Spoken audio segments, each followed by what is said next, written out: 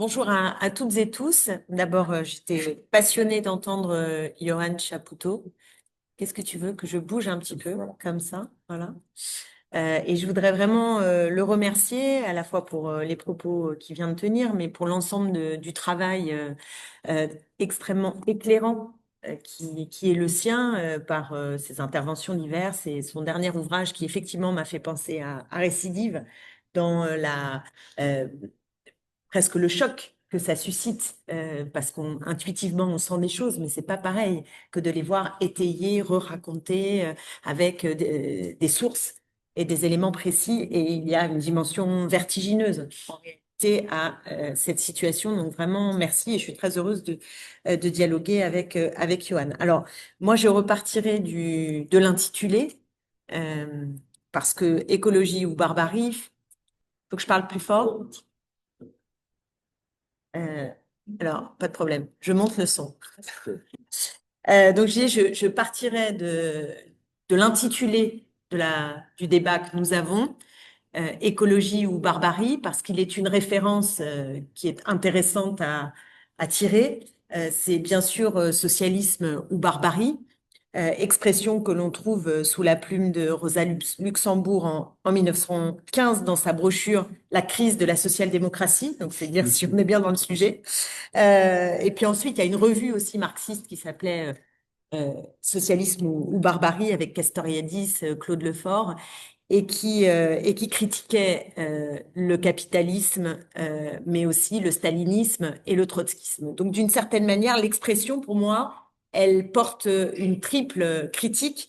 Une critique du capitalisme, une critique de la social-démocratie et une critique du stalinisme. Donc moi, ça me va assez bien. Ça me va assez bien. Je voudrais démarrer par prendre les choses d'abord du côté de la barbarie, parce que quand on l'entend aujourd'hui, barbarie, on va se dire c'est l'extrême droite. En fait, c'est le fascisme. Et en fait, quand on tire le fil, c'est barbarie qualifie le système capitaliste.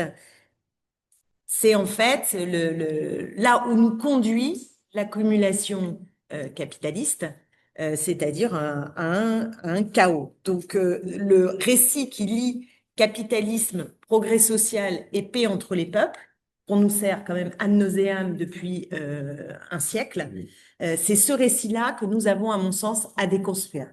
Vraiment. John Rawls, hein, un des philosophes du libéralisme, il nous expliquait qu'une société commerciale tend nécessairement vers la paix, et notamment parce qu'elle est apte, en fait, à satisfaire ses membres. Et, et donc, ça, pour moi, c'est très important de démanteler, enfin, de détricoter ce discours et de comprendre que la barbarie, elle est pourtant au fondement même du capitalisme, de l'accumulation primitive même de la première phase du capitalisme qui s'est fabriquée sur le dos de l'esclavage et du colonialisme. Et de ce point de vue, les travaux de Piketty, de Thomas Piketty, sont très importants parce que je trouve qu'ils démontrent extrêmement bien cette façon dont bah, voilà, les détenteurs, les grands détenteurs de capitaux ont en fait tondu la laine sur le dos des peuples colonisés, esclavagisés. Bon, et aujourd'hui encore, chacun peut mesurer que le capitalisme ne permet pas de satisfaire les besoins de la population. Et je raconte souvent cette histoire parce que je la trouve très forte. Enfin, c'est pas une histoire, c'est un petit livre qu'avait écrit Keynes en 1929, qui était sa lettre aux petits-enfants, lettre à mes petits-enfants. Il n'a pas du tout peur à ce moment-là de la crise de 29. C'est-à-dire, il pense que c'est totalement passager, que ça va s'arrêter, que c'est un soubresaut, en fait. Hein. Et il croit, il défend l'idée que on va aller vers la fin de la rareté et qu'en 2030, il donne même une date, il dit en 2030, tout le monde aura accès aux besoins fondamentaux et ce sera, mais enfin, et c'est formidable puisque, en gros, la logique productiviste va permettre de satisfaire les besoins de toute la population. Mais, et c'est là où c'est assez cocasse, il dit il y a quand même un problème et il voit donc le verre qui est dans le fruit parce qu'il dit le système capitaliste repose sur la motivation pécuniaire, fait, le fait de rechercher de l'argent, de l'accumulation d'argent, et sur l'incapacité à jouir de plaisirs immédiats. Hein, c'est la logique, on veut toujours plus, donc on n'est jamais satisfait. C'est aussi le Petit Prince. Hein, vous connaissez dans Le Petit Prince, il y a la scène du milliardaire qui a acheté des étoiles. Et en fait, il n'est jamais satisfait. Et le Petit Prince lui demande, t'achètes des étoiles et après tu fais quoi? Bah, j'achèterai d'autres étoiles. Et pour faire quoi? Bah, pour avoir plus d'étoiles. Et en fait, c'est un puits sans fond et on comprend pas très bien à quel moment il est heureux avec ses étoiles, quoi. On préfère le Petit Prince avec sa rose. Et donc, il interroge de fait la moralité et le sens du capitalisme. Et quand on regarde le bilan aujourd'hui, je pense que vous le connaissez, mais il y a quelques éléments qu'on peut poster, et notamment le fait qu'en 2024, on a 300 millions de personnes qui sont confrontées à une situation de crise alimentaire. C'est complètement dingue, alors que on devrait être capable aujourd'hui d'alimenter correctement l'ensemble de la population. Et même en France, hein, on a 37% des Français qui disent avoir des problèmes pour payer leur nourriture. C'est énorme, absolument énorme. Et pendant ce temps-là, vous avez des capitaux qui sont toujours plus importants, des dividendes reversés aux actionnaires qui explosent. Et c'est un peu la logique dans laquelle nous sommes aujourd'hui. Donc, la deuxième chose, c'est que, donc je disais d'abord, ça ne satisfait pas les besoins de la population, mais en plus, le développement du capitalisme, il conduit à des antagonismes entre les États, entre les peuples, parce qu'il s'agit de s'approprier les marchés. Donc, il y a une compétition, une concurrence, en fait, entre les États et les peuples. Et évidemment, aujourd'hui, les ressources naturelles, qui, elles, subissent bien la logique de la rareté. Et donc, comme il y a de la rareté, bah, de plus en plus, on se met, enfin voilà, on rentre dans des logiques de guerre, dans des logiques impérialisme, pour essayer de tirer son épingle du jeu. Et enfin, le capitalisme, il est de manière cyclique confronté à des crises. C'est vraiment des crises en permanence, soit de surproduction, soit de surconsommation. Enfin, c'est la même chose, surproduction, surconsommation. Et quand il y a ça, bah, à un moment donné, ça se passe comme dans les années 30, c'est qu'il y a aussi une crise d'hégémonie de ceux qui gouvernent ce système-là, des classes dominantes, et ça renforce l'antagonisme entre les classes sociales. Donc ça produit aussi cet effet qui est un effet délétère du point de vue de l'apaisement, de la réduction des inégalités, mais aussi de l'apaisement des sociétés. Donc, une réponse possible au chaos qui est généré par le capitalisme se trouve être l'avènement de régimes autoritaires et fascistes. C'est clair. Et d'ailleurs, question que je poserai bien à Johan après, je te pose une ou deux questions et ça permettrait de faire débat. Moi, je pense qu'on peut utiliser aujourd'hui le terme de néofascisme par rapport à l'extrême droite. C'est un débat politique parce qu'on nous dit, mais non, mais le terme, ça marche pas du tout, vous utilisez ce terme, les gens comprennent pas, quand ils votent extrême droite, ils se sentent pas fascistes. Mais moi, je crois vraiment que, en fait, l'extrême droite porte en germe le fascisme. Ça ne veut pas dire qu'aujourd'hui, dans son programme, il est fasciste. Ça ne veut pas dire que si demain matin, immédiatement, il instaure le fascisme.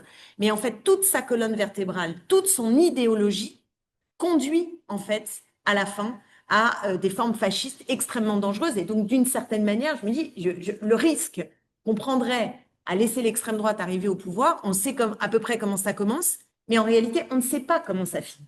Et c'est ce que tu racontais, y compris sur Hitler. C'est ce suicide collectif à la fin qui repose sur, en fait, d'aller au bout du bout de la logique biologique, identitaire, excluante. À la fin, c'est quoi? Ça prend quelle forme? Et bien sûr que c'est grave. Et je dirais que en ce moment, on est aussi en train de le voir avec Netanyahou à Gaza. Pour moi, c'est vraiment ça. C'est-à-dire que cette logique de haine autoritaire, elle porte en germe la capacité même à génocider un peuple. Donc voilà, donc ça c'était pour la partie barbarie. Et donc si ensuite on revient à écologie ou barbarie, moi de ce fait, je dirais plutôt écosocialisme ou barbarie. Je vous étonne pas, je sais bien, mais peut-être ça peut faire partie de la discussion, parce que pour moi, pour barrer la route à l'issue néofasciste, à l'extrême droite, il faut une union des gauches et des écologistes, à la fois sur le fond et à la fois stratégique. Et j'insiste sur ces 2 points parce que enfin, ça se nourrit l'un l'autre, mais c'est important de le dire. Donc, je commence d'abord par le fond.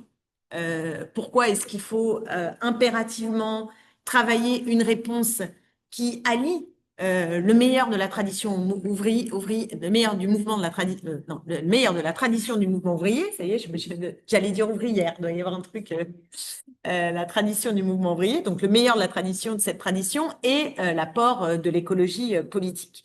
Moi, celui qui m'a vraiment convaincue, et je le dis très souvent, je n'étonnerai peut-être personne ici pour ceux qui me connaissent, c'est vraiment André Gortz, parce que je crois que c'est celui qui a le mieux euh, raconté, décrit, pensé cette articulation entre les logiques capitalistes, ce qu'elles font sur la nature, sur l'environnement, enfin l'écosystème. Ça me paraît fondamental parce qu'il décrit à quel point la logique productiviste est consubstantielle à la logique capitaliste. Il y a un lien ténu entre les deux. Il explique que le capital, pour s'accroître, il a 2 leviers. Le premier levier, c'est celui de faire baisser les salaires. C'est assez simple. Donc sans arrêt, des salaires plus bas pour plus de profit.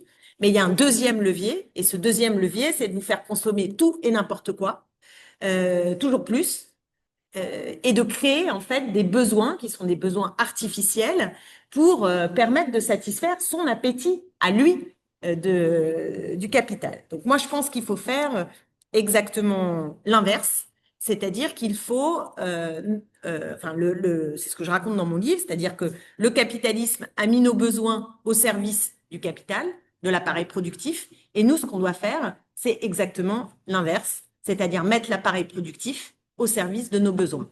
C'est pour moi vraiment l'axe majeur qui doit structurer un projet éco-socialiste et qui peut unir les gauches et les écologistes.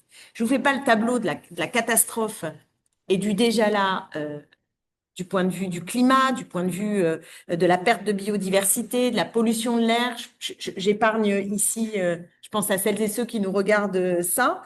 Mais c'est quand même important de ne jamais le perdre de vue. Je veux dire, le 4 degrés, c'est plus une histoire en l'air.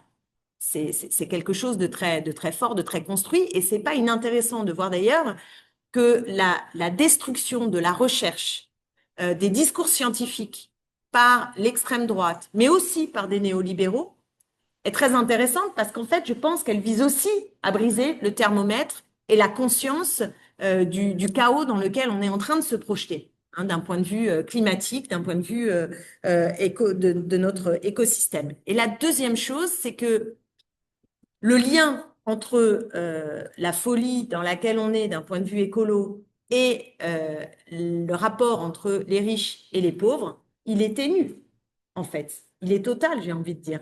Puisqu'on sait que la crise écologique impacte d'abord les plus pauvres et que ceux qui produisent tous ces dérèglements, ce sont d'abord les ultra-riches. 1% des plus riches émettent plus de CO2 que 5 milliards des plus pauvres, c'est-à-dire 66%. Il n'y a pas besoin de 50 chiffres. En un chiffre, on comprend très bien l'affaire qui est en train de se jouer. D'où l'enjeu d'une écologie populaire, qui est, à mon sens, tout à fait essentielle pour permettre d'articuler la question de la justice écologique et de faire en sorte que notre objectif soit l'écologie populaire et la justice écologique. Moi, je dirais que pour y arriver, il faut sortir l'écologie de la logique des modes de vie. Je pense que c'est l'entrée qui est souvent adoptée et je pense que c'est une entrée qui nous emmène dans le mur. Parce que par les modes de vie, il y a toujours l'idée qu'il y a un mode de vie, même si c'est le bobo, même si c'est le bobo qui prend son vélo, etc., et qui veut bien faire. En réalité, la concurrence des modes de vie et la leçon sur les modes de vie, je pense que c'est une entrée qui nous emmène dans le mur. C'est pas que je pense pas qu'il faut qu'on change de mode de vie, que les choses soient claires, et tout le monde d'ailleurs, les riches d'abord, ce sont déjà par les riches. Je dis pas qu'il n'y a pas un enjeu de mode de vie, je dis que l'entrée par le mode de vie, à mon avis, est une impasse, et que ce qu'on a à trouver, c'est une perspective collective. C'est-à-dire comment on embarque toute la société dans un sens, en fait, une vision du changement qui donne de l'espoir commun et de la fierté collective à ce qu'on va réussir ensemble, c'est-à-dire à relever le défi qui est devant nous et on aura besoin de tout le monde. Et c'est pas simplement chacun chez lui avec son robinet et sa brosse à dents ou son barbecue, c'est tout le monde qui doit s'y mettre dans une entreprise qui est une entreprise collective. Ça a une implication très concrète sur les mesures, en fait. Les mesures, le discours qu'on a apporté. Et donc, moi, typiquement, je préfère qu'on pense, tu as fait référence, mais la sécurité sociale de l'alimentation comme un progrès collectif qui va permettre de transformer notre rapport à l'alimentation, de l'améliorer et aussi de donner de meilleures conditions de vie aux paysans et notamment aux paysans les plus vertueux. C'est ça qui est important. Donc, la sécurité sociale de l'alimentation, nouvelle branche de la sécurité sociale, carte vitale, on met en commun de l'argent et puis on a des comités par bassin de territoire qui flèchent les lieux où on peut acheter et consommer de la nourriture, qui est donc de la nourriture de préférence, puisque faisons confiance à la démocratie, on ira chercher des choses qui sont plus saines, moins dangereuses pour la santé, et donc on va alimenter des producteurs, enfin des producteurs, des paysans, qui pourront ainsi vivre de leur travail en passant par-dessus la tête tous les intermédiaires qui se gavent, puisque les paysans ne touchent que 6% quand vous achetez de l'alimentation, c'est en moyenne 6% par rapport à par rapport à eux. Ils n'en touchent que 6. Donc tout le reste, il faut quand même faire quelque chose. Mais c'est pareil sur les transports. Je pense qu'on a besoin d'investir dans le rail, de faire en sorte que le rail soit moins cher que l'avion, par exemple, d'investir dans les transports du quotidien, c'est-à-dire l'inverse de ce qui est en train d'être fait en ce moment. Je signale que le patron de la SNCF vient d'annoncer qu'il allait supprimer entre 4 000 et 10 000 kilomètres de rail sur les lignes de fine desserte, c'est-à-dire typiquement les lignes du quotidien, de proximité, et c'est dire le niveau de délire dans lequel on se trouve aujourd'hui. Sur le bâtiment, le logement, c'est pareil. Je pense qu'il faut un grand plan de rénovation thermique et pas demander à chacun individuellement comment il va se débrouiller, mais un plan, une sorte de plan Marshall pour permettre à la rénovation thermique d'avoir lieu. Et il faut viser le 100% renouvelable, qui est quand même quelque chose qui apparaît complètement dingue aujourd'hui. Mais enfin, dans les années 60, en fait, on aurait pu, avec le niveau de consommation à l'époque, ce qu'on produisait en énergie renouvelable suffisait pour vivre. Donc, j'entends bien qu'il y a un gap et qu'on ne va pas y arriver en 2 minutes, mais organiser dans le temps le fait qu'on arrive à du 100% renouvelable, pour moi, c'est l'objectif absolu que l'on doit avancer. Et tout ça contribue à améliorer le quotidien des Français. Mieux manger, mieux se loger, y compris à baisser sa facture d'électricité, de ne pas installer la clim. C'est des choses qui peuvent devenir possibles avec la rénovation thermique, ou aussi en développant l'habitat collectif, participatif, qui correspond à des aspirations dans la jeunesse et qui peut aussi être des modes des façons de penser le logement de demain mieux adapté aux économies d'énergie. Bon, je ne vais pas faire toute la liste de ce qu'on a à faire, mais c'est pour dire plutôt des mesures qui donnent à voir un projet qui fait envie, quoi, qui fait envie, qui va améliorer le quotidien, qui va donner du plaisir, davantage que le discours et les mesures qui sont celles de la contrainte, qui sont celles qui coupent du plaisir, en fait. Voilà, c'est un peu le parti pris dans lequel je suis. Et pour terminer, la question stratégique de l'union des gauches et des écologistes, qui me paraît indispensable face à la montée de la Trumpisation du monde. Je ne vois pas comment on s'en sort sans ça. Alors, il n'y a pas de mort. Il y a des morts symboliques, mais il n'y a pas de mort physique. Il y a beaucoup de haine, beaucoup de difficultés à surmonter entre les différents courants des gauches et des écologistes, mais je ne crois pas aujourd'hui que sur le fond, ce soit irréconciliable. Je pense que sur le fond, il y a une base programmatique possible, solide, et en gardant des différences. Je veux dire, voilà, dans la gauche, il y a toujours eu un courant révolutionnaire, un courant d'adaptation réformiste. On peut allier des choses, mais après, il restera des sensibilités. Enfin, je veux dire, faut pas se raconter d'histoire. Mais je pense qu'aujourd'hui, sur le fond, il y a quelque chose de possible. Et on l'a réussi avec la NUPES, on l'a réussi avec le nouveau Front populaire. Je pense que c'est délirant, de renoncer en fait à cette perspective parce que nous sommes dans un moment grave et on est au bord du tragique quand même. On est au bord du tragique et ne pas avoir ce sursaut d'intelligence, de compréhension de l'époque pour dire maintenant on arrête les conneries, on se met autour d'une table et on y va. J'avoue que je trouve ça incroyable et d'ailleurs je suis pas la seule puisque 8 Français qui se disent de gauche sur 10 veulent l'union. Ça veut dire qu'ils ont extrêmement bien compris que si on ne fait pas cette union, en fait, on offre un tapis rouge à l'extrême droite et que ça, c'est notre responsabilité que de ne pas le faire.